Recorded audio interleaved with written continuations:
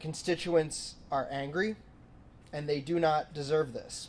It's been more than 3 weeks since AFFF, a firefighting foam, spilled out at Hangar 4 at the former Brunswick Air Base.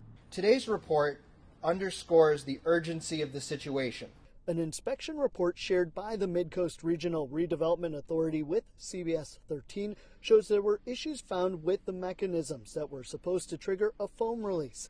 That was in July last year. Mira was first asked about the inspection after the spill in August. And that's Mira's responsibility to do the testing? Yes, it is.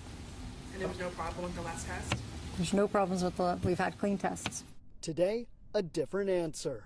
Why did you say that if that wasn't the case?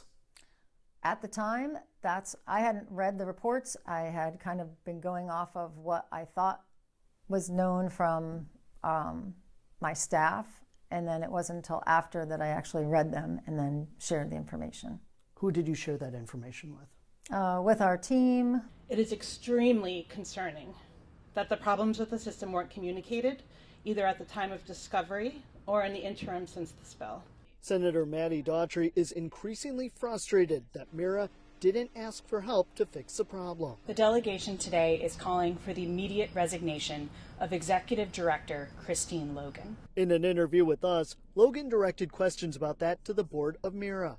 The chair is standing behind her and says they've been relentless in addressing the deficiencies. He says it's not clear if any of those problems led to the spill. Not resign?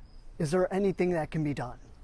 Well, the legislature does have control over the statute, but we do not have the mechanism within the existing statute to remove any of the board members. Meanwhile, one lawmaker called the toxic PFAS-filled foam the equivalent of a ticking time bomb, which is still at the landing.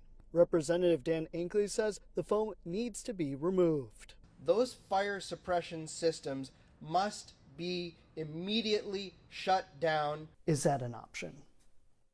It's not an option, but I would love to do it. Mira Executive Director Christine Logan says they had tried to get these problems fixed, but couldn't find a company to do so because of the PFAS. When we couldn't, we beefed up our efforts in trying to find alternatives or an option to turn off the foam system.